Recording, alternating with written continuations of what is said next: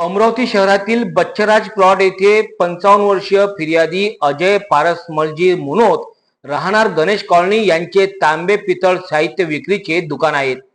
त्यांच्या दुकानातील CCTV camera मुलाच्या मोबाईल मध्ये कनेक्ट असल्याने काही कॅमेरे बंद असल्याचे मुलाच्या लक्षात आले।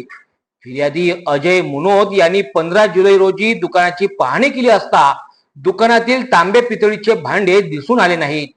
अशातच चोरी झाल्याचे लक्षात येताच फिर्यादी अजय मुनोत यांनी तात्काळ सिटी कोतवाली पोलीस स्टेशन गाठले।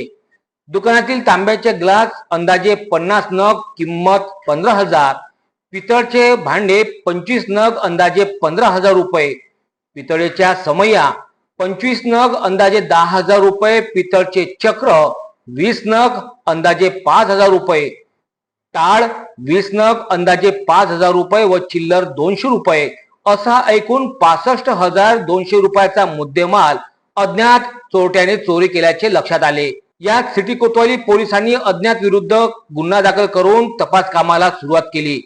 इकडे सिटी कोतवाली डीबी पोलीस चोरट्याच्या शोधात तात्काळ रवाना झाले। 16 जुलैच्या रोजी गुप्त माहितीवरून पोलिसांनी अवघ्या 2च दिवसात चोरी प्रकार उघडकीस आणला। पोलिसांनी एका अल्पवयीन मुलाला ताब्यात घेतले। यावेळी अल्पवयीन मुलाने चोरी केल्याची कबुली दिली। दुकानातून चोरी गेलेला पितळी चक्र लहान मोठे 100 नग अंदाजे 25,000 रुपये, अखंड समयी पितळी 9 नग अंदाजे 15,000 रुपये, तांबा ग्लास लहान मोठे 190 नग अंदाजे 19,000 रुपये, पितळीचे ताट 5 नग अंदाजे 2500, पितळचे तबक 5 नग अंदाजे 2,500 असा एकूण 91,500 रुपयाचा मुद्देमाल पोलिसांनी जप्त केला।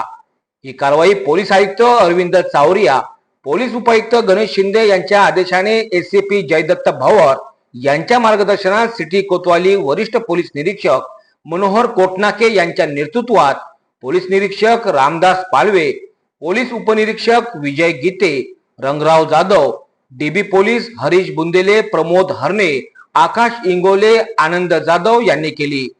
चोरीच्या प्रकरणात अल्पवयीन बालकांचे रॅकेट असल्याचे निष्पन्न होऊन यात आणखी चोरटे सक्रिय असल्याचे स्पष्ट होत आहेत। अशात आता त्यांच्या शोधात पोलीस लागले आहेत।